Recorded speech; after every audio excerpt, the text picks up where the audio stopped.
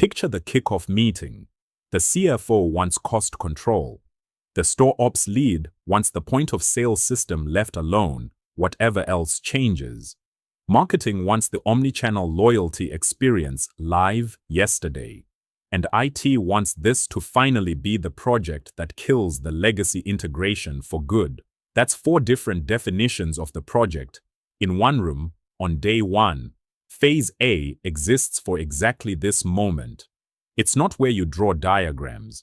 It's where you turn 4 competing versions of the project into one, written down, that everyone in that room actually agreed to. The first job is mapping who's actually in the room and why they disagree.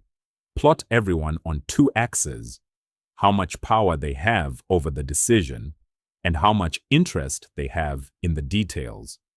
High power, high interest, the CFO, the board, you manage those closely. High interest, low power, the store managers who will actually use whatever you build, but don't get a vote on budget.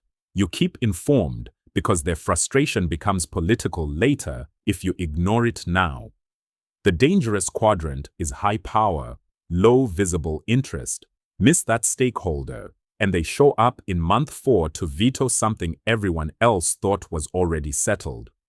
Once you know who's in the room, you need something that survives after the meeting ends.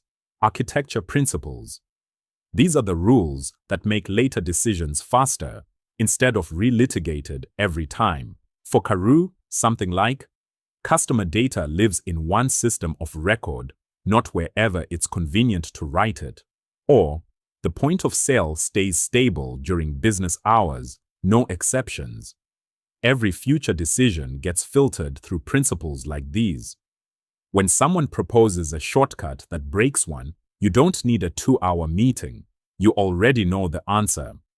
Now the part everyone skips, because it feels like saying no: scope. Draw it as 3 rings, not one fuzzy line. Core, in scope, right now.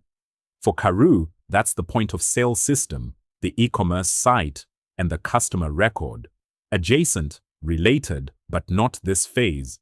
The loyalty program's marketing campaigns sit here. They depend on the data model, but they're not architecture work. And explicitly out, a full replacement of the warehouse system. Out, this round, full stop, however tempting it is to fold in while you're already in there. In scope and not now are 2 different promises, and stakeholders need to hear both said out loud. All of that has to land somewhere real, or it's just a good meeting everyone forgets. That's the statement of architecture work: the vision, the principles, the scope, and the constraints, written down and signed off by the stakeholders who matter. It's short, it's specific, and it's the thing you point back to in month 4 when someone says they thought the warehouse was included too. Without it, scope is just whatever the loudest person in the room remembers agreeing to. Next episode, we move into Phase B, business architecture, and build the capability map that shows exactly where Karoo's money is actually leaking. See you there.